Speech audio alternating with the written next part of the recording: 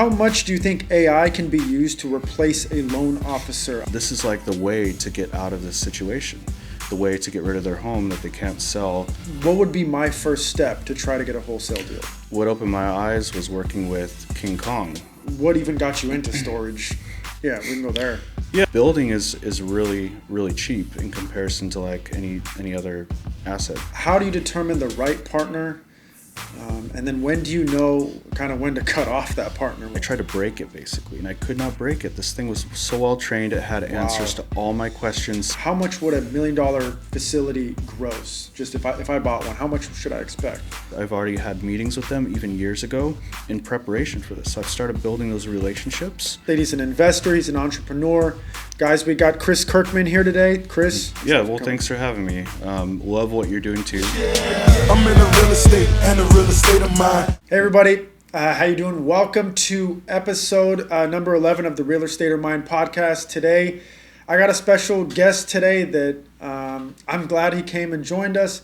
I'm looking to learn a ton of stuff about real estate, investing, wholesaling, and just the 5 ways of making money in real estate. He's an investor, he's an entrepreneur.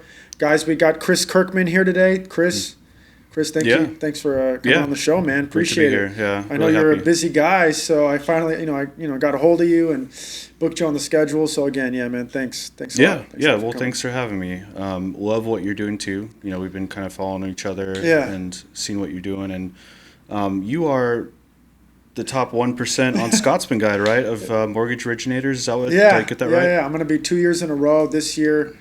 They have like a threshold of what you have to do to make it. So I already know I'm making it now 2 years in a row. You just don't know where you're going to stack up because they don't release it. I think they release it in May or June. And then you know a little bit about that. If you want to talk a little bit about actually essentially how you know about that, your background. I know you came from, we talked originally about, I think you started at Loan Depot. Well, yeah, I mean, is there something before there are other that? companies before that. I mean, I got like 20 years of design experience, and I ended up for Loan Depot and a bunch of other companies, even Zillow more recently, just, designing mortgage applications, loan applications, and also like kind of the back end loan officer portals that they utilize to, take in all the information that borrowers, basically anybody would submit, when they fill out their online loan application. So I design those and try to make it as easy as possible. User experience designs, what that is called.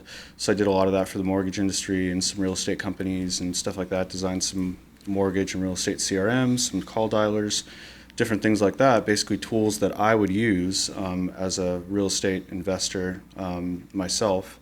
But yeah, anyway, so I used to study basically that guide, and I would look at all the people that are like at the 1%. I would look at their volume. I would check all that out. I'd go to their website. I would just basically study them. So I probably studied you back. Yeah. Well, I just got on it. You just got on it? I just got on it. All right. Yeah. Yeah, it's like 5-6 years ago, but I wasn't on it then. The thing is, you have to apply. So I might have made it. Who knows? The thing is, they don't randomly select you. You apply, and then they verify your volume, and they put you on there, basically. It's still a big accomplishment though. So no, it is, and it's something that I've been trying to do for years now. So I'm pretty actually happy I've got on it. And people that know what it is, it actually means something.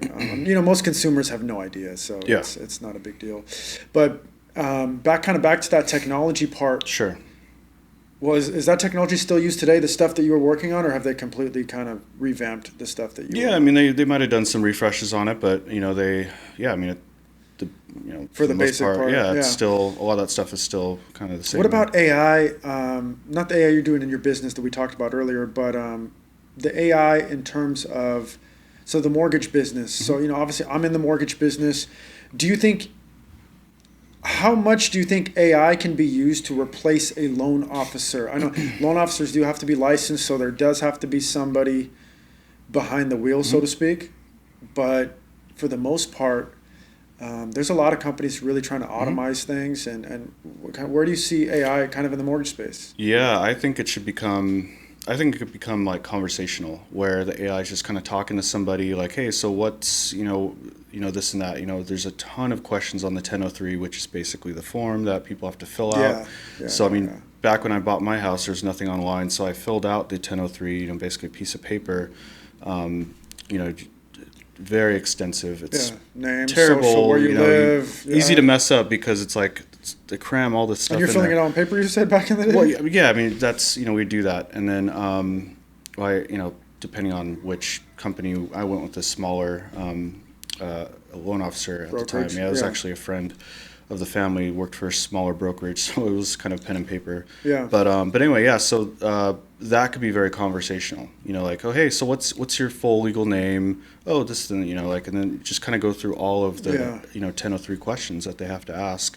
So it's really conversational. It'd be like way easier, and anything they miss, it could ask that those questions, or there's also questions that are conditional. If you fill something out a certain way, you ask these other questions. So it could come back and then say, okay, well, they said this, so I'm going to ask these other questions. So, totally. very conversational, I think it could be. And stuff like that is happening for customer service, using AI for even Amazon and all that. It's very kind of conversational. So but do you think they could take the loan officer out of it? That's the point. They could take the loan officer. It could be spoken. Because or a lot it of could people be are scared. written. A lot of people in our business are like, scared is probably not the right word, but threatened. I think threatened is the right term, where they're just they're threatened of literally their jobs. But I always tell the guys, man, you got to bring.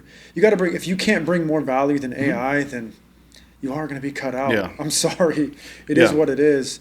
I mean, you got to build rapport with, the borrower, the person filling out the loan application, and you got to build trust, and you got to provide guidance. You got to say, well, this based on your goals, this might be the better option, the better loan program for you, because of that. So you care more about monthly rate. Yeah. Oh, sorry to cut you off, but just a guy with your background. Do you think, do you see loan officers continuing, or do you see loan officers kind of continuing in this business, or do you see AI cutting more into it and basically needing less loan officers to do more? Yeah, it's cutting into everything. Yeah. Even, AI could design websites. AI could do a lot of stuff. So I see AI as just becoming bigger and bigger, and just kind of taking over a lot of different things. Yeah. Well, I guess, look, since we're on this subject of AI, I did see, I've been following you on Instagram, and I saw the posts.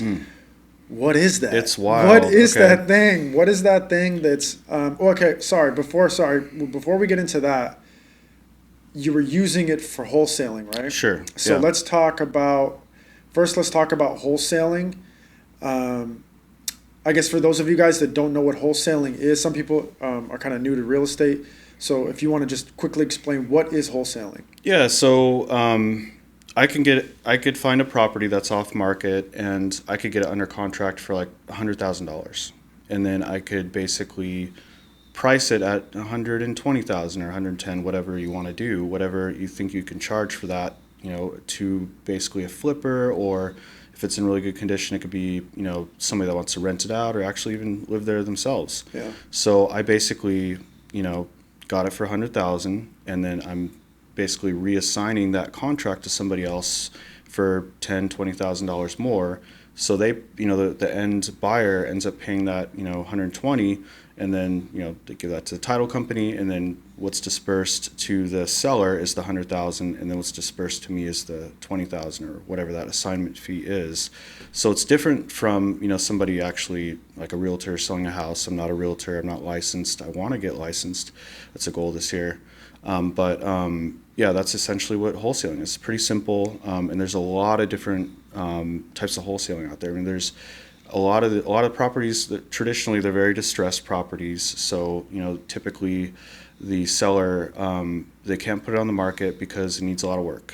So, and they have a lot of liens maybe, so they can't do the work to fix it up enough. So these are like unloanable properties. So you got to work with somebody that has cash or has hard or private money behind them to buy these properties. A traditional loan won't cover it because they're really in bad shape. Some even have like fire damage or flooded, different things like that. So you get them at a deep discount. Typically you'll find out how many liens the person has, what the mortgage is. You find out what their pain points are. You build rapport with them, and then you're able to offer them, like, we're helping them because this is like the way to get out of this situation, the way to get rid of their home that they can't sell otherwise. And so that's kind of, I mean, people are like, oh my gosh, you're giving these people, peanuts for this thing, like hardly any money for it. You're taking advantage of these people. Taken care of it in like 20, 30 but we years. are legit helping them because they want to sell. They have liens maybe on the property. They can't, they're in a bad situation typically. So there's I definitely think that you're taking care of these people as a wholesaler. And for those of you guys watching, wholesaling is 100% legal, and you don't have to be licensed, and it's one of the best ways to get into real estate. There's some states that are a little difficult to wholesale. Like Chicago. I want to get into Chicago, but I got to work with the real estate agent if I'm going to wholesale there. There's a lot of different. There's some states that it's a little bit more difficult, but here in California, Arizona. I think Arizona most might of the states, but you are right that wholesaling is. I've been reading about it. That wholesaling is.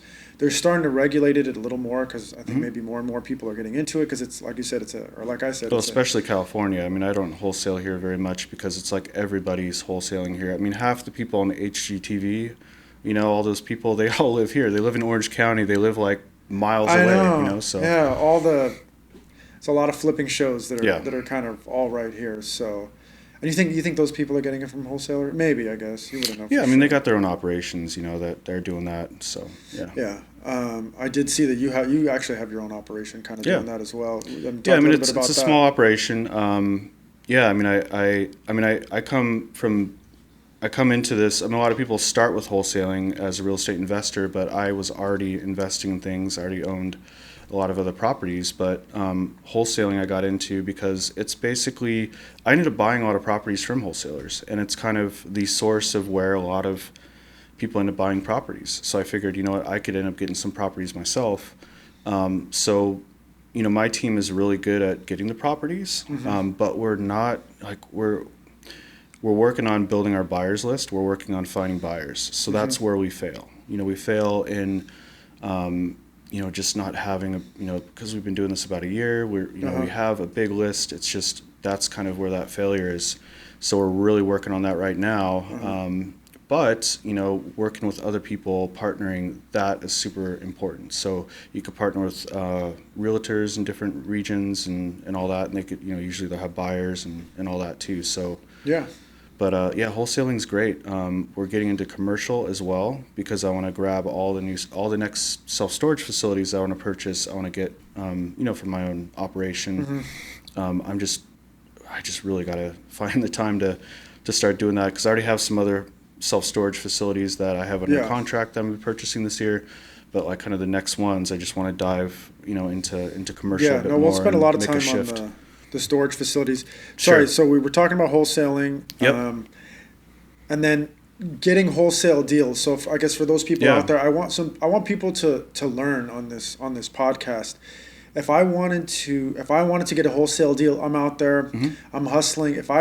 What would be my first step to try to get a wholesale deal? Yeah, I mean, you need $0 to do this, really.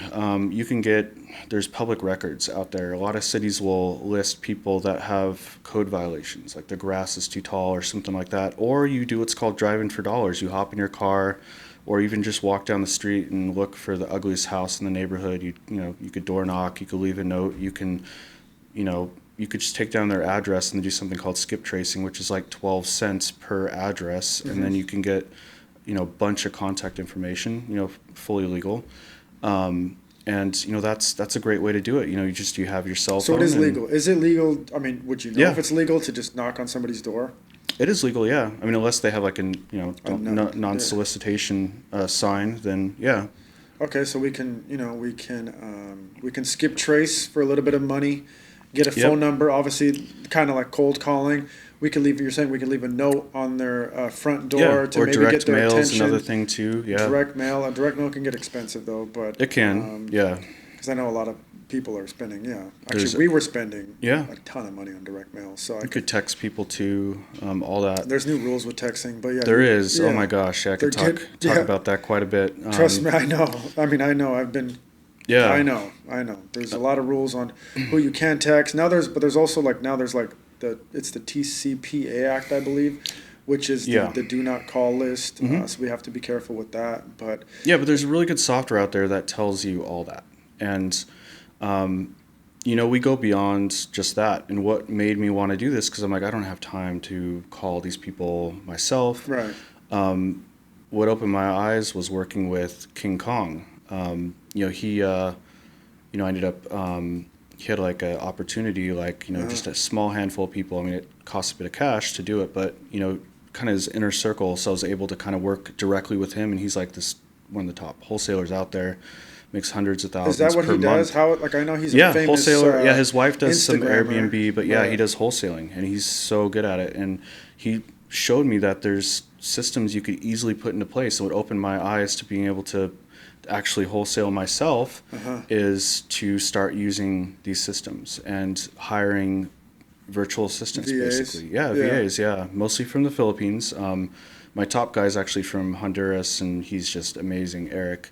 But anyway, there's great people out there that speak really good English, and they're super nice. And so they're just calling a list for you, essentially. Yeah, they're calling a list. They're cold calling. There's closers too that could then, there's people that could qualify the leads, and you got closers, and then you got... These are all VAs? All VAs, and then you got transaction coordinators that could basically, once you get the contract, they could then, work with the seller, work with, and find buyers, and kind of just take it from there. So once you get property under contract, they kind of take it. But I know that I started the conversation with the AI. Yep. I saw this AI thing. It's I'm glad crazy. you're coming back to that. Yeah, it's nuts. Yeah. So I saw you on Instagram. You're like talking to somebody, and they're like talking back, and you're asking them questions, and and I was talking to somebody here, and before you came, and I was like, I really want to talk to you about this. So like, how do you? There's no way to. I guess if you could talk a little bit more about it, because am I able to figure out it's an AI? Were you able to figure out that it was? I guess first describe what it is. So I saw an ad on Instagram. Yeah. And it was AI basically talking to somebody, and it wasn't for real estate. It was for, I don't know, they're selling something. So I'm like, I could use this for real estate. So I signed up, and they don't have a real person call. So this thing called me, and You thought it was a real person? Well, no, I recognized the voice because it was from the commercial that I saw, or the ad or whatever on Instagram. Yeah. So I started messing with it, and I actually recorded this call. I just pulled up my recorder. I'm like, I'm going to record this, and I'm like, because I know I'm talking to the AI. So I tried to mess with it. I tried to break it, basically, and I could not break it. This thing was so well trained. It had answers to all my questions, sounded natural. It's crazy. There's a little bit of a delay sometimes, but they at first say, sorry, but there might be a little bit of some people said there might be a little bit of a delay, but it sounds completely natural. Did they warn you that you're not talking to a human? No, not at all. Do you have to warn people? Not to my knowledge, yeah. Yeah, there's probably, the government, man, they're going to start making rules. But for right now, it hasn't caught on. And it's just a company you subscribe to. It was great. Something. And then I just said, I want to talk, I want to go to the next, talk to, and then a real person ended up calling me, I ended up signing up. And it's so dirt cheap. It can literally call like 1,000 phone numbers, and it's like $6 because it only charges me for airtime. It doesn't charge me for the hours that a cold caller would be using a call dialer because there's call dialers. I could have my actual person's not calling one number at a time. They're it'll dial many numbers at a time, and then when somebody connects, that's when it connects it to the cold caller. So that's how I could have a cold caller get through like 1,500 or 2,000 numbers in a day, which is great. But the AI could do it in like 5 minutes because it just keeps running through it, and it's like $6. The dialers are super. I mean, we use dialers. They can get expensive, They can get like thousands of dollars a month. Yep, you're telling me if you have a lot of people on there, it gets really expensive. Yeah. And this, are you using this? Yeah, we're using it. Yeah. And it's got you like. It gets. What are you telling her? Like, what's the goal of the AI dialer? You got to train it though. You have to, and there's a database of like rebuttals to objections that a seller could have, but there's answers to a lot of common questions, and you could literally put thousands of. And you train the thing. You tell it what this, and this is, and it's you could basically put a whole book in there, and it would like know it. Like. Here is the book on what wholesaling is. Here's the book on what commercial real estate is. Here's the book on this little whatever you're trying to do. So It's wild. And I mean, you gotta play with it a little bit and make sure it's not going to do something. And then there's certain keywords that you could put in there to make it then transfer you to somebody else. So somebody's like ready to go. Yeah. If it'll transfer you, but if they're not, maybe you could take down their contact information, maybe ask for their email address, and then we call them back, and it gives me a transcript at the end. It also records the calls so I could listen to it, but it'll give me that transcript so we could read through it, and then call me tomorrow or something like that. Efficiency at its finest, man. And then I'll have That's like crazy. a live human call that person back Wow. tomorrow or Yeah. whatever if it doesn't transfer them. So it's pretty awesome. That is. And so you're saying you started using this?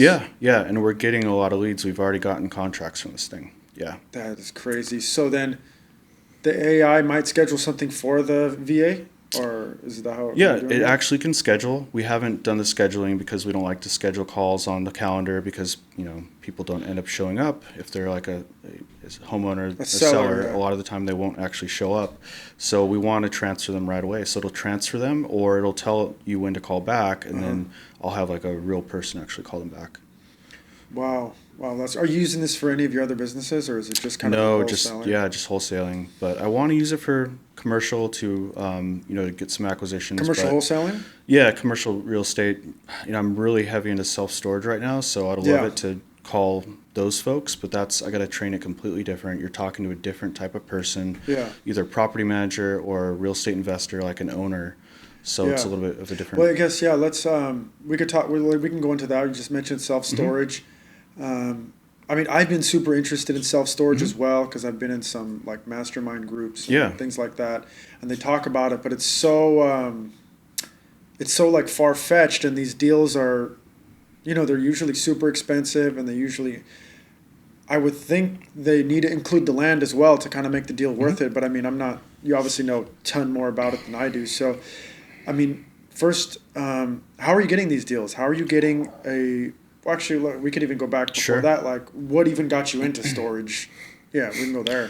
Yeah, so I've been pretty interested in it for a while.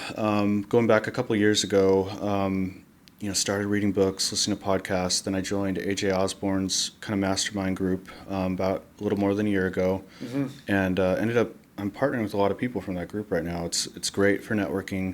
But I mean, if you don't know AJ, like follow him right now. He's like the king of storage. And actually, I have a lot of videos on my Instagram.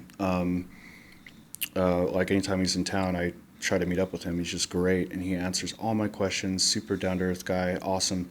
And anyway, so he's like the king of storage. So learned so much from him.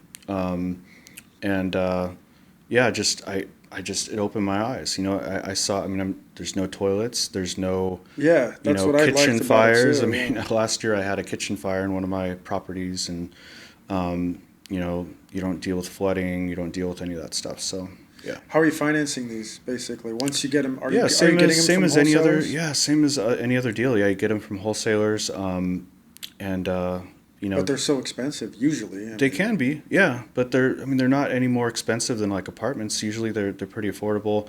Building is really really cheap in comparison to like any other asset. So I mean, these are like these are garages really. I mean, but you Yeah, they are. don't even have to finish the inside. You just they just roll up.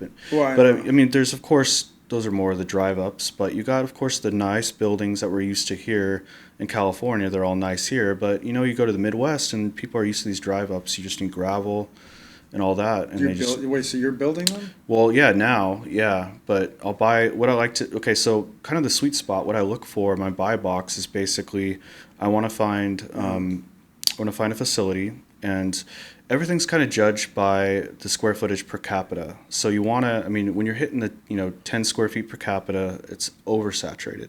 So I look for something that's closer to 4, 5, 6 maybe. How do you get And- these stats? Well, okay, so yeah, we'll do a feasibility study, and it'll give me the stats. So basically, look at all the other facilities around within a 3-mile radius. But if it's more rural, it'll be more of like a 5-mile radius, and then it'll kind of let you know how saturated it is. And if it's on the low end, you're like, oh my goodness, this is great. I can buy a facility, and I look for one that has land to expand. So for instance, this Ohio one that I purchased last year, it's 6-acre property, and my build right now on it is only It only takes up about an acre or so. So you have And 5 then- acres of. Yeah, I got an extra 5 acres to build out onto, and I'm under 4 square feet per capita. So I could you gobble. own the land as well? Yeah, I got the land. So No, you own the land. I own the land, Own the yeah. land, So yeah. I could take, yeah, I do, and partners and investors, they're in this with me too, and we could get to raising capital in a minute. But anyway, so it's great because I could basically take basically all the square footage that all the competition has, and I could just duplicate, I could just build all that, and still have extra land. So it's great because what I'm doing with this property, I look to like what value can I squeeze out of it. We have 1 billboard on it that was there. We're going to put a second billboard. We already got that approved. They're working with the city now to actually build that other billboard. So that's more income coming. But there's the land to expand. So until we do the build out of the the rest of the units we're going to put there, we're actually going to put some boat and RV storage right in the front. We got this big grassy area. We got to rip that out, throw some gravel down, and then we're going to put that there, and that's going to generate a lot of income. Well, and then around the back. Are you near the Great Lakes? Is that why? What would you? No. This is actually in Ohio. So there's okay. just a lot of recreation, and there's A lot of people have boats. Yeah, and they have RVs, boats and basically? RV, but there's not a lot of that kind of storage there. So we're going to do that. There's an old motel that's decommissioned on the property. We're turning those into studio apartments right now. So that's going to add a lot more income. We actually have a natural gas well on the property as well. So that's Wow. going to, we're working on getting that transferred over to us, the mineral rights, as they call it, even though it's not a mineral. But that we're going to sell that back. And as you know, like electricity is expensive, and a lot of electricity, Yes. believe it or not, comes from natural gas. And here in California, that's also the case. So our electric bills, I even have solar, and my electric bill is like $500. It's crazy. So looking forward to seeing what that will generate.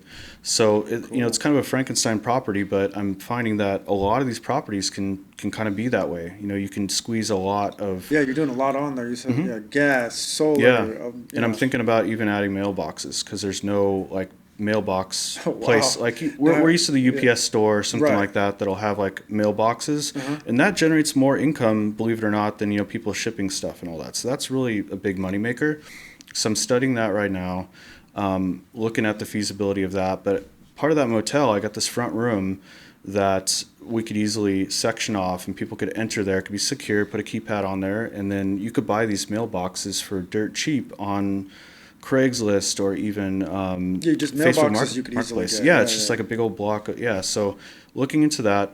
So just looking at different ways to generate revenue. And then, of course, that's all before we do the build out of the actual storage. So we got More this. storage Yeah, units. more storage. Yeah. And the SBA has a really good loan program right now where they'll. It's basically we only have to come up with 10%. They Right. supply 90% for the acquisition of the property, but you got to wait a year, and then they'll give you 100% for the new construction. So I got to maybe I got to pay fees and whatever, The but closing costs or whatever. yeah, 100%. That's crazy. So that's going to be amazing. That's after a year in business. But technically, they've been longer a year in business because you're taking over a business. But they want you. I am, you, yeah. You I have want to be have an ownership. operator. Yeah, exactly. So it's pretty darn awesome. Wow. So I got that going right now. Pretty good, man. This is going to make our investors a lot of money. It's a great property. So I'm trying to do the same thing with some other properties. Like I have one in upstate New York right now under contract, and we're getting SBA loan on that too, using the same LO that she's amazing, Ann over there at skip. I forget what Some bank. yeah. Anyway, I'll come back to what they're called. But anyway, yeah, they're great. Great for storage. This lender, but Live Oak Bank is what they're called. Yeah, they're amazing. But SBA loans are great. There's a lot of other places that offer that too. We've talked to some other people, but SBA is great. You can't get that on a multifamily or anything like that. It has to be commercial. It has to be some sort of business. And self storage is actually more of a business than it is like real estate. It's closer to like a hotel almost than it is even like multifamily. Yeah, but it's still similar. Well, tell me about the employees though. How many employees does it take to run this kind of place? Yeah, so it's great because we have great systems. There's great technology out there for it. We have, everything's like automated. People can So through you the have websites you don't have no employees? Well, yeah, you got to have some boots on the ground. So Right. we have a local guy that'll go there. He'll do But there's repairs. nobody. You have nobody in house. We have office hours when Right. somebody goes to the office, and Uh-huh. it's like a handful of hours per week. And then people can make appointments if they need to do that, but everything's pretty much automated. Right. So they can actually book. They can actually sign up online. Our system will talk to the website. The website has a fantastic user experience, really easy to use, and they can actually sign up and get their unit Yeah. online. And then they just go there. They just put their lock on it. It's super simple. In future facilities, everything's going to be keypad operated. You can actually put a keypad on. The actual garage. Yeah, door thing? and then somebody use their phone to get in if they, it's crazy, like the technology behind it. We also have a phone service where people can actually call in and make their payments. We got people can sign up for auto pay. It's great. A lot of great tech with storage. What about occupancy? Where are you guys at with occupancy? Like 100%. We got a couple that are open, Damn, but all right. we got more than a That's why couple you're people trying that to want it. expand, Yeah, huh? and then we have a garage on the property that was part of the motel, and then we're converting that. We have a smaller sliver, but then we have two larger areas where there's actual garage doors that we're actually going to section off, and then somebody just they're like, oh, I'm moving, I need basically a garage to put all my stuff, and I'm like, okay, great, we have that. So I'm like pricing that out right now to Wow. to have them move in. Because Yeah. you just got a request for it, and you're Yeah, able there's to. like we're gonna stay like 100, like I said, like we're under 4 square feet per capita basically, and 10 is kind of that threshold. So people need There's a storage lot of- bad, yeah. So yeah. we're gonna stay at 100%, for a while. There's a lot of need for storage basically in that area. Yeah, This is yeah. what part of Ohio is this? It's kind of like in the Akron area, kind of around there. Outskirts of Akron, Yeah, basically? Canton. Actually, it's kind of closer to Canton. Yeah. Okay. Which is just south of Cleveland. Yeah. So it's about hour and 20 minutes south of Cleveland. I'll usually fly into Cleveland if I head over there. And I guess okay. So you were saying you're using an SBA loan. Now, are you coming up with a 10%? Or you mentioned raising capital. Are you raising capital for these, or is this your Yeah. own 10%? Yeah, I mean, most of my deals are, I'll put a little bit of money into it for like EMD or whatever I have to do. Some properties I bought myself, but OPM is it's huge. You'll hear that term. It means other people's money, But yeah, a lot of people want to invest in these because of how the big upside. So yeah, investors, they love to hop in, and we give them A portion of the property. yeah, a portion of the property to become a partner. Yeah, so. And are these people involved? Are you the operator basically? Or, Yeah, or do yeah, we're these- the operator. They don't tap. They're not responsible for the loan. The loan's on my shoulders, and any other partners that I have, they're more the operators and all that. They don't have to worry. They're about the just loan. investors, basically. Yeah, just investors. Yeah. And they just get a percentage of return based on the percentage. That Yeah, they and put we in. have a certain structure that we have for all that, and then bigger deals. There's the whole syndication you could do, and a waterfall approach, and all this stuff. So, Yeah. but we haven't done anything that big yet. No, but this so. is. I mean, can you disclose not the cost of maybe your storage facility, but what's the cost of a? You what can are get the- them. Yeah, what Get them for $1 million, yeah. And here in California, I mean, that's the cost of like a house down the street from here. So you can get like a facility with 6 acres, pretty much, do So like maybe $1 million around there. yeah, I mean, it would cost more here because Yeah. land is more expensive. But if you're buying in Ohio or I don't know, like a Yeah. Tennessee or somewhere in that kind of Yep. midwestern area where things are a little bit more affordable, $1 million will get you 5-6 acres of yeah, of storage. Wow, man, that's really interesting. Yeah, and this all came from a mastermind, basically, right? All meeting people and all networking Yep. with people. Mm-hmm. Can you talk a little bit more, like what made you take action? Because I know a lot of people that Yeah. go to these masterminds, including a lot of people I know. Just networking events, and then they sit there and they think and they think, and then they do nothing. They're So- waiting till they're ready, right? Right. So- What gave you that? What gave you the push, or is it just your personality, or what gave you the push to move on and actually take action on some Sure. of this stuff? So I'll take on some riskier deals. Like I said, value add is really, I love value add. But it's because I do prepare. I'll read a lot. I'll talk to a lot of people, but the thing is, like, doing is like the biggest way to learn, pretty much. and it's scary at first, and you run into problems that you never accounted for, or problems that the books you read or the podcast never touched on. But that's how you really learn. You get into it, So doing is like, you just got to go do. But prepare for it. Read the books. I spent a couple years studying this, joining a mastermind, talking to people, and it's like, all right, I'm going to do it. So that's what you have to do. So you've always been that kind of guy. And you could like team that? up. You could partner with people. So I love partnering with people because other people they could see things that I don't see, or maybe they have experience in an area that I don't have experience in. So I can leverage their experience, leverage their strengths. They can leverage my strengths. So that's something that I do as well. But it's great to have more brains, working on a project too. So. Well, I know you just talked about partnering with people, and we brushed on it before we started the podcast. But I guess talk to me a little bit about how do you determine the right partner, and then when do you know kind of when to cut off that partner? When how do you determine the right partner for you, Chris? Yeah, somebody has to have kind of a little bit of a track record of doing some success, and you could kind of test them out too with. Communication. So communication is important. Is this person going to be a good communicator? Is it going to take them a day to respond to a text, or how quickly do they do that? How much can I actually reach them during the day? Are they going to make time for me? Are they going to make stuff a priority? Yeah. All that stuff's really important. And then of course, like I said, some success. And it doesn't even have to be in real estate. Maybe they had a prior career managing a team of all these people, or maybe they did this and that. So you kind of look at whatever experience they have in life, like were they successful, or did like what did they do, like what skills do they have? So, and how do they complement my where I'm weak? I'm strong. I'm more of like a visionary. I need more of an integrator, more of an operations person. Right. I could do operations, and I end up having to do operations when I'm doing it all myself. But it's like people that are better at operations and enjoy that, I love working with them. I'm more the visionary. I'll kind of lay out the whole vision of the project. I'll look in the future and kind of connect all these different dots.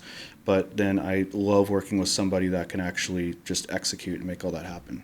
Yeah. But and when do you know when to cut? How do you cut somebody off? When somebody's just not doing the work. Yeah. When they're not, they don't want to put in the time. They don't want to put in the effort. So. Yeah, because a lot of people, they want a partner and all that kind of stuff, but it just ends up going south, and you just.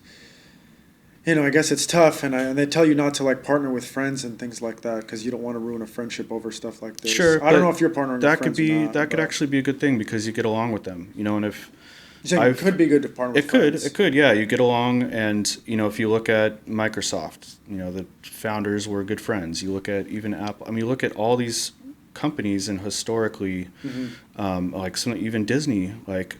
Walt Disney partnered with was his brother. I might be wrong, but like that's okay. Yeah, something like that. So it's like it worked out. They're very successful. There's these huge companies, but of course, if stuff goes south, it can really ruin those relationships. And relationships have been ruined from partnerships for sure. Yeah, I have partners where those relationships are ruined, but. You just have to. For me, you got to put in the work, and you got to communicate well.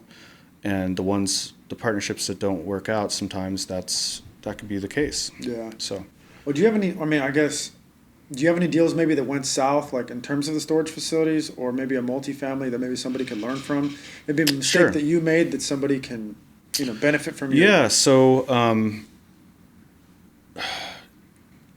It's good to trust your partners. It's good to trust other people, but.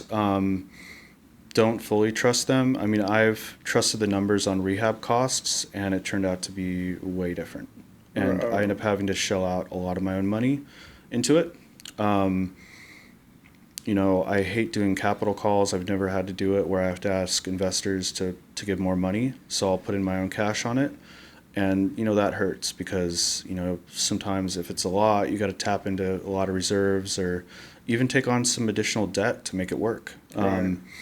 But yeah, you gotta double check the numbers. You gotta make sure that double check rehab costs, especially when double, triple, quadruple check. I mean, well, especially because I've got numbers from wholesalers recently, and they're garbage usually. Yeah. Honestly, I mean, we try, but you gotta do your own math. You gotta do that. So, do you guys actually go? By the way, I know we're talking about. But when wholesaling, do you actually go out there, or not you, or somebody or? Oh yeah, like we'll have what's boots on the ground. Somebody local that we could trust that could go there, take photos for us, take a look at the condition of the property. I mean, that's how we found out that there was bad wire, electrical or bad pipes or something like that. Just and wholesaling fees, man, they've got crazy. I've got some wholesalers. Mm-hmm. What's up with asking for 45, 50K? I'm talking about homes that are like 400 grand, yeah, 500 grand. I mean, that's more common for California. That's a ton of money. For some of the more expensive states. You're killing my investment here, buddy. Mm-hmm. Like, are you running into that? But as well? if they're getting it low enough, the numbers might work out for you. That's the problem. Then that's the problem. In this market, it's really difficult. Yeah. So margins are and costs of rehab have gone up a lot. Right. So it's been pretty difficult. I mean, last year was a pretty difficult year to get into wholesaling. Yeah. Would have been much easier prior to that, and we would have had a network by now that buyers and all that. But still, I mean, we're getting deals, and we're going to keep going, and we're working smarter. We're pounding away and finding out. Through our failures, we're basically finding success because we're trying stuff, and then we know it doesn't work. So. And is that your main business right now? Wholesaling, it takes up more time than I wish it did, but no, I mean, my main business is... like, what is your main, like, what's your bread and butter? Or I mean, I love real estate investing. I want to buy more self-storage facilities. Before that, I was going the multifamily route, but I'm actually trying to sell off some of my multifamily right now, and I just want to kind of focus on commercial right now. Yeah. Okay, so now... More self-storage, yeah. I'm really focused. I want to put a lot of focus on acquiring more of those properties. Yeah. I know you run a bunch of businesses. I do, yeah. You want to maybe touch on those briefly? Mm-hmm. What other businesses are you running? Yeah, and I'm starting more this year too. Well, you're diving into a lot of stuff. Let's get into it. As I'm buying more storage, like self-storage, I've hired like VAs to kind of help me. I mean, you end up having hundreds of units, and that's hundreds of customers, right? So they gotta be, especially when you just buy a property. Right. And if you buy it, not everyone's on your system. I mean, legit, I was getting an envelope of cash in the mail from people paying cash. Oh, come on. You don't want that, right? So we got to get them on our really nice system that none of the competition has. Like, so they can put their debit card or credit card. Yeah, we make it super easy. And if they don't want to do that, if they're like old school, an older person, they could call in. We got the call center. So we want to get people on that, and I don't want to be getting money orders and all this stuff. So anyway, so we're trying to deal with that. So I have a VA that's calling, these people, sending emails out as well. And when they call, they try to get email addresses also. So anybody we can't reach, we'll send direct mail out to them because we got to have some touch point. And they gave us their address, their home address. So when it comes time to if we have to actually auction off their unit because they haven't paid in X amount of months, at least we've tried to hit them on phone, email, and direct mail. So there's that. But I mean, do I want to do that every day? What if I own 5 facilities or whatever? I don't want to do that. I mean, it's not that I don't want to do it. It's like there's not enough time. So I could leverage other people's time. So instead of working in the business, I'm working more on the business. So I see the power of working with these VAs. So I'm thinking, as I'm purchasing these other facilities, I'm thinking, you know what, how am I going to even build this? I got this one VA, I could get another VA, but, they're not even really full-time. They don't even need to be working full-time. They only need to work a handful of hours here and there. So how am I going to do all this? So I'm like, you know what, I'm going to actually start a management company that I own, and I'm going to basically pay it from my other storage facilities, all that stuff. And that's going to be easier because what I could do is instead of paying that call center to, be open 24/7, I'll just have a VA always on. So I'll have, 3 8-hour blocks that, 3 different VAs are on. And then I'll just basically have somebody that can answer the phone if, something happens late at night or something like that and they call in. Yeah. So instead of dedicating one person it gets too expensive. Yeah. I could share that cost and it's going to be super affordable, even more affordable. And I'm not trying to make money off myself. I'm paying myself, but this is just a way to save and to, structure it better by having my, company, because I have different partners in these other facilities. So it's not like it's just one partner that I have in all of it and we own it all. That'd be a different thing. We just put it, all under our holding company that then holds all the real estate. Right. So just it makes more sense. And I kind of want to get into midterm rentals, maybe some short-term rentals as well. And I know that, a lot of people end up hiring, somebody to kind of be the host and, take care of it, and somebody to that's answer. also outsourced. A lot of people are VAing that too. Exactly. Somebody has to answer the phone if there's an emergency, or answer texts or messages through a platform like Airbnb. So I could have my own services do that. And then I could actually eventually offer this to others. So I could offer this to other people that own storage, offer it to, friends that own Airbnbs and stuff like that, and not try to gouge them. I mean, I could go cheaper, than these other services that they're already paying, but I could always make sure that nobody's waiting around. Yeah. Well, you're talking a little bit about expenses, a little bit about costs, and you've been in the multifamily space. Sure. Let's talk a little bit about the profitability. I want to know, in terms of storage facility versus a multifamily. I know you're saying, it is a not a commercial property. It's more of a business. Sure, yeah. A multifamily, I mean, it is still a business, especially when you're dealing with large buildings. They're definitely a business. But, what do you think about the profitability? Is that why, are you saying that they're more, are storage units more profitable? Is that why you've kind of pushed yourself? Yeah, for sure, yeah. Way better margins, 40% margin, really. 40% margin? Yeah, it can be that, you get really efficient with it. It's like pretty high, man. It's pretty good, yeah. I don't have to have somebody on site. Everything's done through the website, minimal costs. You don't have humans clogging toilets, like you said. You don't have humans clogging your drains in the sink. Somebody broke the fence. You're getting sued because somebody did something stupid on your property, or whatever the case may be. Yeah. And then really good margins. You don't have foreclosures, but you do have how long does it take to, how many months do I have to not pay? Because you technically file a foreclosure on the actual storage unit. We're working on the policies for that, and I've been very lenient when I took over this facility, because things were just out of shape. We're getting people on our systems and all that, but I mean, it's someone's not paying 3 or 4 months. I mean, you're racking up a $700-800 bill. I mean, it's kind of time to pay up or go at that point. So. Oh yeah. Sorry, I know I brushed on it, but let's talk about the profitability. For $1 million, for $1 million facility, I would say so I'll compare it to a multifamily. $1 million multifamily will generate, depending on what part of the nation, I'm thinking $4,500, maybe $5,000, and that's in gross. What would $1 million? Well, a smaller one would do that, but I mean, a smaller multifamily. $1 million multifamily, Midwest or something like that, You're making 7, maybe max 6. Yeah, but if it's a good value add property, you could make a lot more. Yeah. Yeah, but you're value adding. I'm talking about. Yeah, I mean, you're not making bare much. bones. Yeah, you're not making much. You're making $5,000 a month. You got to buy a lot, but the thing is, you look at it all the different ways. Property you look at. Still, multifamily is super lucrative. I want to buy more of those in the future too. I'm just kind of focused on storage right now, but it's great. I mean, it pays you a lot of different ways. There's cost segregation, which is you do cost segregation. You get bonus depreciation on the property. You don't depreciate the lands, but you accelerate the depreciation basically all the years, 27 and a half years worth. You can do that on multi. You do it on multi. You could do it on storage. You could do it on a lot of different things. Yeah. So we're doing that on our storage.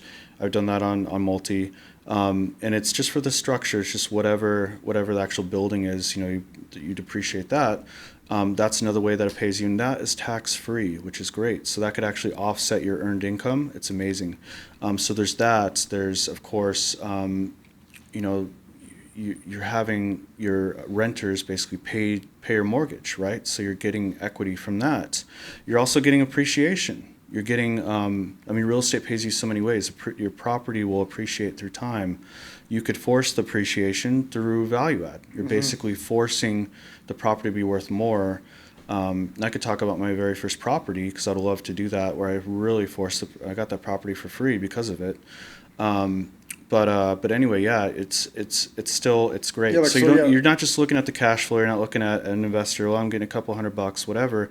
You're looking at kind of the long game as well as all those other ways that's going to But I pay feel like you. in storage, there's a lot of different ways where you can creep back the expenses. You're Yeah. getting a little bit more efficient versus Oh, for sure. multifamily is, I would say it's a little hard. There's just, I guess, I mean, I'm trying to think just in my head right now. I feel like they are a little similar, but storage definitely is more of a business.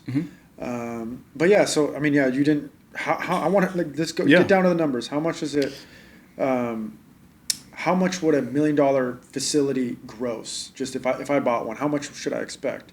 Gross, not net. Net we can work on Yeah, the yeah, net. yeah. So How much am I grossing? I mean, it really depends on where you're at, but I mean, it's still more than the multifamily would be. $1 million facility could, I mean, you're only bringing in. I mean, you could maybe bring in. How much would it gross? I mean, it could do like, actually, 7,000-8,000 a month. we're getting for 500 grand the upstate New York one. That one's bringing in about 7 grand. That's a lot. That's pretty good. Yeah, but we have some extra stuff that we're renting out, like garages and stuff like that. But anyway, I could do that, and then with our increase in rent, because I just did the projections to send to the lender for the SBA the other day. With the increase in rent, I mean that's getting close. It's pushing 10 grand right there, gross. Wow. And then for the people who. But we're gonna add some boat and RV That's parking. 2%. Yeah, our extra spaces where we can't actually build. We're actually gonna do a build out in about a year because we got some extra land to expand. Unfortunately, we have to chop some trees down, but we'll recycle them. This is upstate New York. Yeah, upstate New York. There's a lot Like of Buffalo or vegetation. No, it's actually a little closer to the border. But anyway, well, Buffalo is close to the border, but it's more north than that, I think. Canada, Yeah. But anyway, yeah. So any place we can't build, there's actually a good area to rent out. I factored in about 10 or 12 spots that we'll rent out. So For boat and RV parking. yeah, boat and RV parking average are Wow. like $70 per spot. Yeah. Yeah, so that's gonna be your value add on your. Yeah, just right away we could do that. Yeah, and then. And that's easy. Does it have to be covered? Well, we're You're gonna put just some putting gravel space? down. We don't have to cover them. Yeah, but It's yeah. just literally space for you to put your stuff. Yep. Wow. Yeah, man, that's another. That's basically a parking lot, man. Parking lots are making a killing here in LA. So Yeah. Yeah. that's another thing that's just kind of crept up in my head right now that's also making a killing. Yeah. But yeah, so 2%, huh? I know a lot of people in multifamily, they look for that 1% rule to Yeah. see if the property's making 1%. If you're making 2%, yeah, that's a total business, and that's, man, you got to teach me, man. It can go beyond too. I mean, with the the land to expand, I mean, it's great, and it doesn't cost that much to build. It's in some cases actually cheaper to just build a fresh facility, especially the drive ups, than actually buy one sometimes. Yeah, you got a lot of So- stuff going on, man. This is amazing. Yeah, I want to do. I want to do some midterms also. That's another business I want to get into. Yeah, I was involved in an Airbnb business. I was telling you during COVID, I was involved in an Airbnb business, and it's not all like pretty flowers and roses. Things do go bad, and obviously COVID really killed us, and we had to basically kind of shut down that business. We were doing some rental arbitrage, and it didn't work too well, but a lot of people are killing it now in that business now that obviously everything's back open and stuff. But you were just talking about midterm rentals. Midterm rentals are extremely similar. So you're talking about you're trying to buy single family homes, or what are you looking at? Yeah, well, I want to do the arbitrage route first. First to make it cheaper, basically. Yeah, make it cheaper, and I could do a bunch of those. So there's a couple individuals that I know, kind of well right now, and they're already doing it. Right. So I want to partner with them. They already have a good formula, and then I have a private lender that could basically supply the startup funds for that, and it's pretty cheap. 10, 12 grand. You could basically furnish the place, put a deposit down, and all that. So if you partner with somebody that already has the system and already knows how to do all that stuff, and actually, a couple of years ago, I joined what's that guy's name? I think his name is Preston, but he does the Legacy Investing show or whatever. He's like one of the top Airbnb Oh, guys. I already know what you're talking about. Yeah. So he's great. So he has a really good mastermind, really good program, and it was super affordable. It probably still is. I suggest everyone check it out. But he's got great material, talks about all the tools, has amazing videos. So I learned all about this stuff. I just never took action because it wasn't the right time. Ended up getting to storage, and then I think I was buying some apartments at the time too. But anyway, so now's kind of the time to circle back. But I want to go more the midterm route.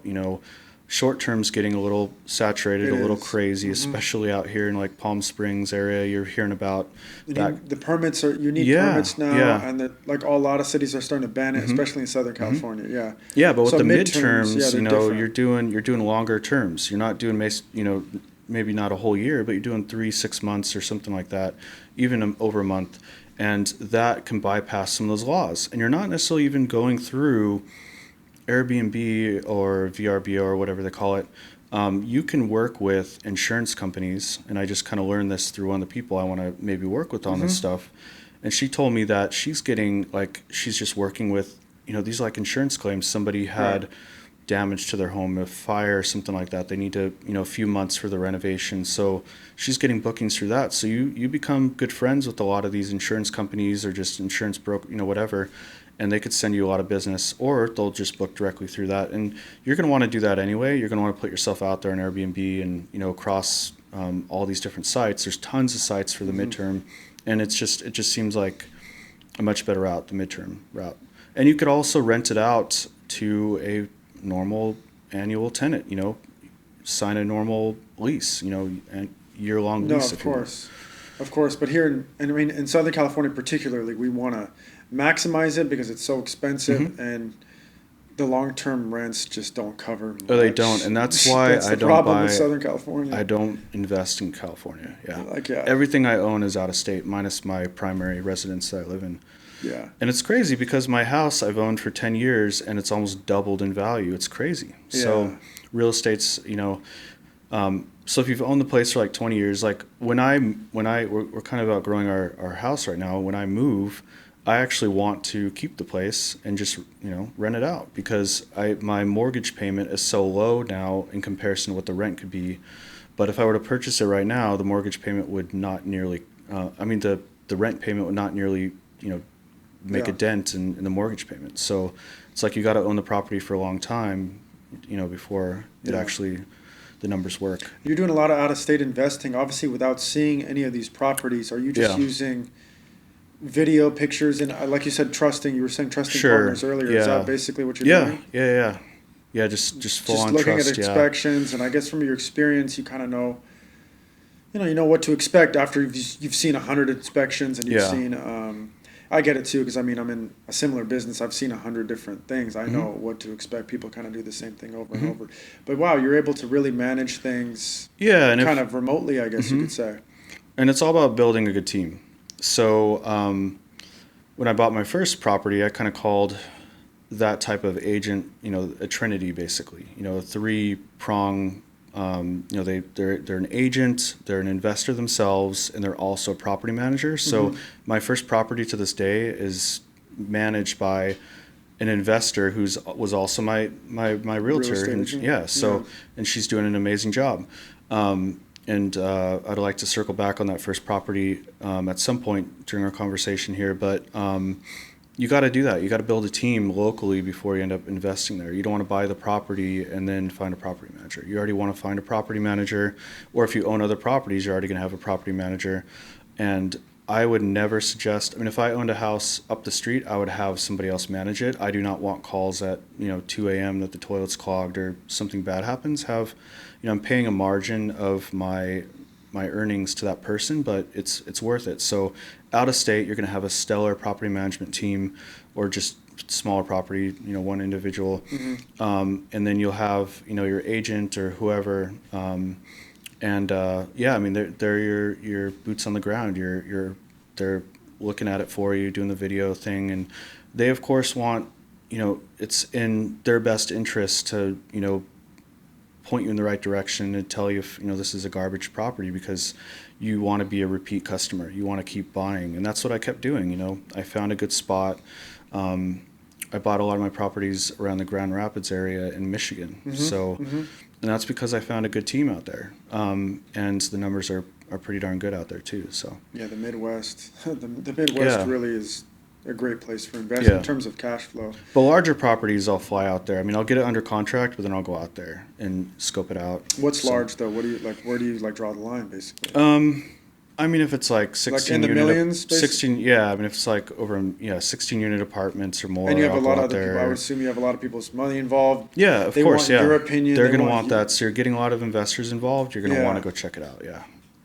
Well, I guess you just brushed on your first property. Your first property, was that a value add opportunity? Mm-hmm. So let's talk a little bit about value add. What did you do to that first property to, from A to Z to wherever it is now? Yeah, so it's in Portland, Oregon. I would not suggest investing there. I was a new investor, but I had a buddy that had a lot of properties there, and it wasn't tough when I bought it. But anyway, so got a single family house out there, and properties are maybe 60% the cost of out here. Still way more expensive than anything in Michigan.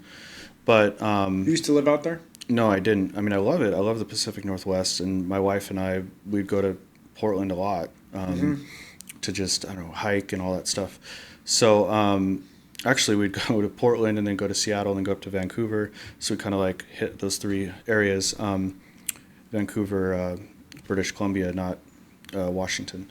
But anyway, so Portland, Oregon, bought this single family house, but I was specifically scoping out something that's value add. And I wanted to deploy what's called the BRRRR strategy. So you buy and then, you rehab, you rent, you refinance, and then you repeat, right? Mm-hmm. So, that's where all those R's, it's BRRRR, a lot of R's. BRRRR. Yeah, so. Shout out Thatch Win. Yeah. Actually, was it Brandon Turner that. Brandon Turner's a big one on did he coin that? Pocket. Yeah. I've heard it before. And also, them, Thatch does that. He's really big on he's big on the BRRRR. On BRRRR and ADUs. I was at a conference with him. I got a video of me chatting with him about ADUs on my Instagram. But anyway, so back to the property. Sorry, ADD moment there. Yeah, you were talking about the Portland property. So I looked for something that I could add another bedroom and bathroom to. So they got basements there, which we don't have really in California. So bought a property with a basement. It's a 2-bedroom, 1-bath. So I turned it into a 3-bedroom, 2-bath. And I had to, add a special window that people could climb out of and do all this special safety, stuff. Yeah, for safety, you had to do that to get it permitted. So did that. I was able to rent it for even more. And then, of course, the value went up, and I was able to refinance and pretty much pull all my money out of it. So you get kind of the property for free. And that's how a lot of people actually build wealth. They're able to keep doing the BRRRR method, and you just get house after house. So you do that, a year later, refinance, take your cash, and this is tax-free money from, your cash out refi. That's why it's tax-free, of course. You pull it out. Yeah, exactly. So it's great because, you're using, the bank's money. It's great. So that's how a lot of people do it, but it's too slow, I found. So I'm like, I don't, I calculated, how many of these houses do I have to buy? How long did that take, by the way, with that Portland? I mean, the Portland house was it by accident, or did you purposely want to BRRRR it? I wanted to BRRRR it, yeah. I was specifically looking. I looked at like 30 or 40 houses with my Trinity, as I call her.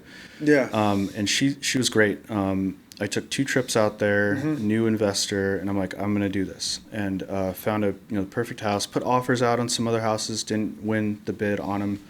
Of course, you got to have the numbers work. Right. And somebody that's like, this is the perfect house for me, they might outbid you when you're like, this is a business, so I'm going to, I can't fall in love with it and spend too much. So anyway, so found a house that was really good, and it's been great. Yeah. You still have it today? I still do. Yeah. And it's gone up a lot. So so how long did the BRRRR take? Those do appreciate in value quite a bit because it's a coastal market. So it does make money. It does cash flow, but I mean, I'm making like a couple $100 a month, it's nothing, but it's gone up hundreds of thousands of dollars from when I bought it. But the BRRRR, I mean, it didn't take very long. Maybe, a handful of weeks. I was able to get a renter in there the following month pretty much. No, how long did I'm talking about Oh from yeah. buying to Okay, so rehab. I waited for things to go up, and I waited till our rates went down. So maybe a couple of years ago, I refinanced. Yeah. So I Oh, did wait a okay. while, and it had I know gone up. you refinanced, but you were probably done with the rehab quickly. Oh You yeah, rented yeah. it I was out. already done, rented it out, making Yeah. more rent. More than covered the mortgage. Made a little bit of cash flow on top of that, and then I waited till the right time to do the refinance. And you were just talking about speeding up that How do you speed up that process? You said you were just saying you were tired that you didn't know what to do because it was such a slow process to burr. Well, I So mean, do you have the any? burr itself is not. I mean, it's it's just slow because you're basically taking a little. You're taking your cash a little at a time and just buying another house and then doing. So Yeah. there's only so much that you can do. Right. Whereas shoot, just work with other people's money, take on more debt. Like I try to get loans that. I mean, if the numbers pencil out, it works. But I try to put the lowest down payment down, leverage. That debt, and then you could just do more deals. So. Yeah, I'm with you. I'm the same way. And you were just talking about OPM, other people's Mhm. money, which kind of ties into raising capital. Have Yeah. you got into that? Have you raised Yeah, yeah, capital? and I'm currently raising a lot of capital right now for my projects. Yeah, So and like, what is raising capital? What does Mhm. that entail? How do you do it? you gotta know your numbers, and you gotta really. And It's all about yeah, trust. You gotta yeah. have these investors trust you. They're putting their hard-earned cash in your hands. Hmm. So I try to go after kind of like I said, some of the riskier properties, and Hmm. for me, it's not as risky because I know that it's a good property to begin with, but also I know that doing this value add to it I know what it's gonna yield. Um, the only thing is, we're sometimes at the mercy of interest rates. So if we want to do like a refinance, maybe year 3 we can't do a refinance, or maybe at the end of our bridge loan, our rate is super high and we don't take as much cash out. I mean that happened on some apartments I did recently. So Hmm. we weren't able to pull as much cash as we'd like because the rate had like doubled. Right.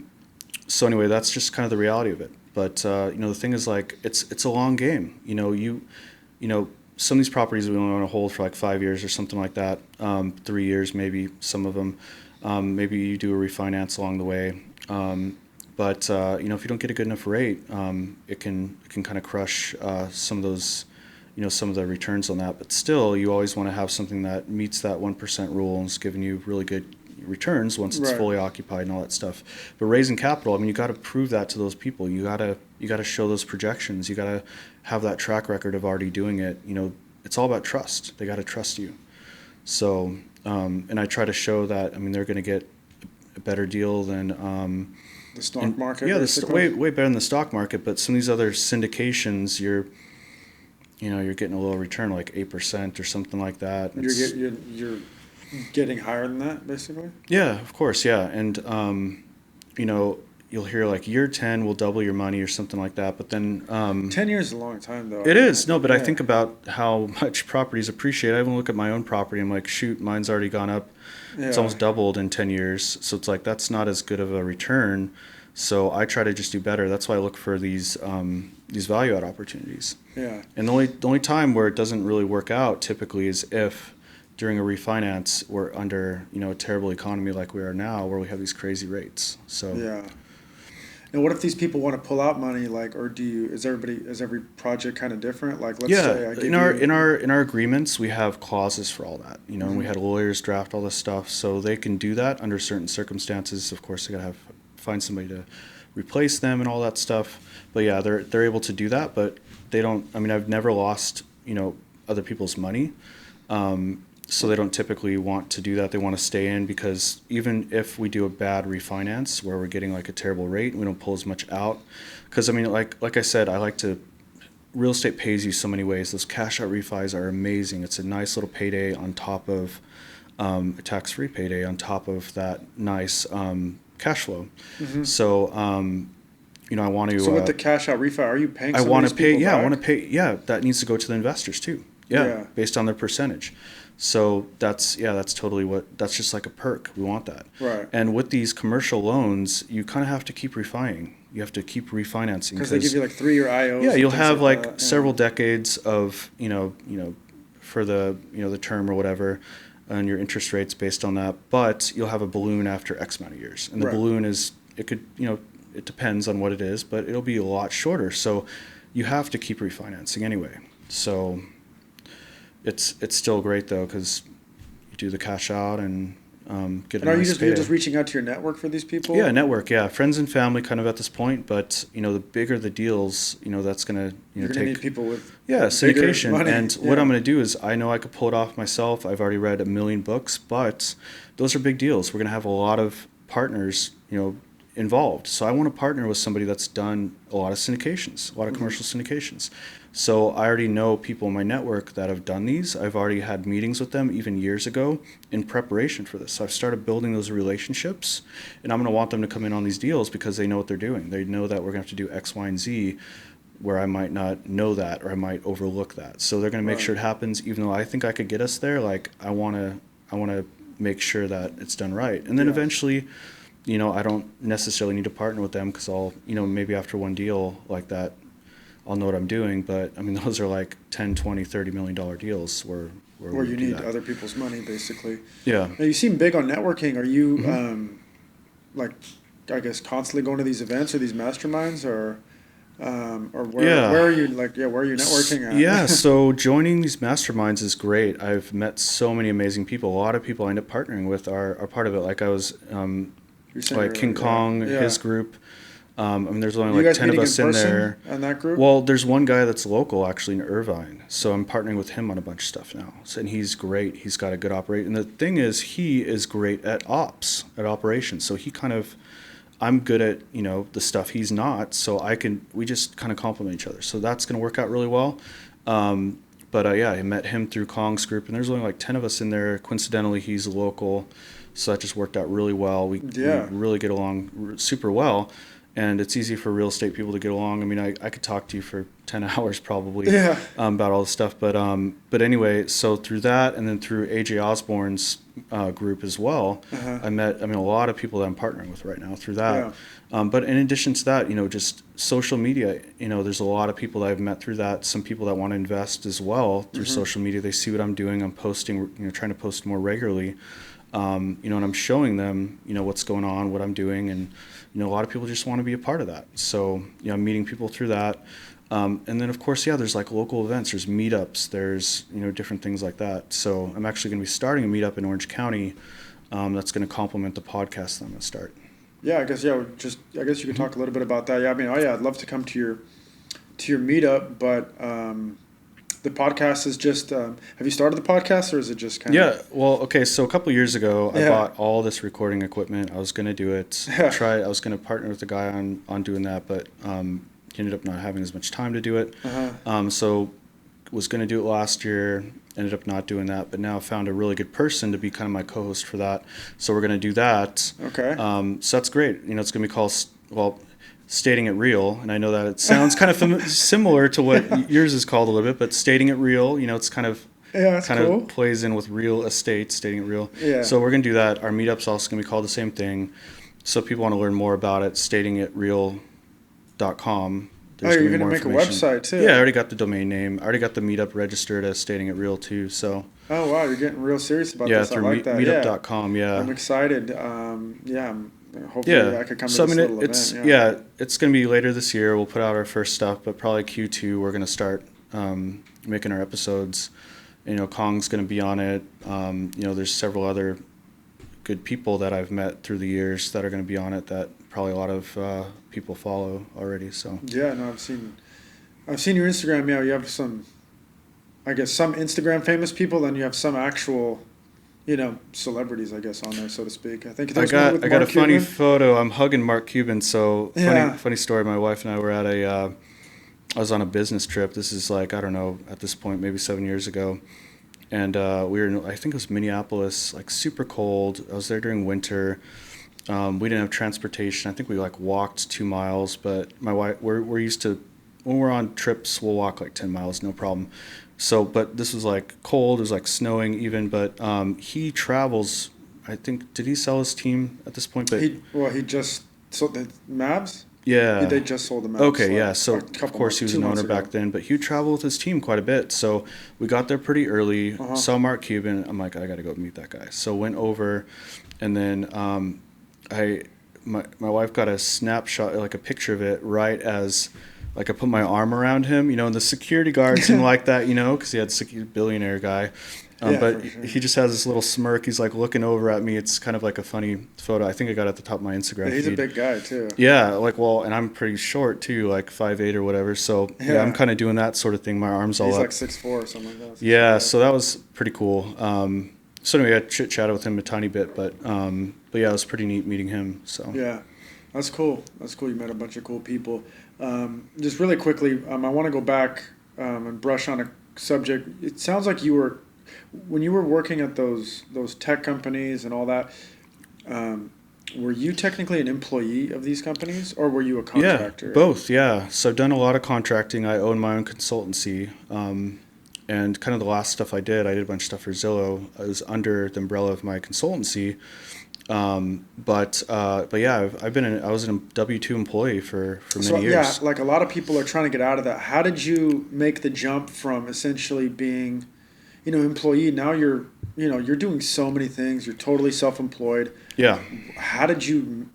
What gave you the balls to make that jump, basically? Well, unless you got a good cushion, I wouldn't suggest just doing that. Just look at the amount of hours. Look at the amount of hours you have in a day. So I do something where I call it living 90 days per month. So I squeeze a lot out of my days. I wake up at 5 a.m. every day, even on vacation. Over the last year, there's a few days I skipped, but for the most part, do that. I get a head start, try to get as much done without any interruptions. I work with some folks on the East Coast. Sometimes they bug me a little bit, but I could squeeze a whole day out of just a morning before the kids wake up. Mm-hmm. I work off of the 80-20 principle, and that's where 80% of the results are achieved through 20% of the effort.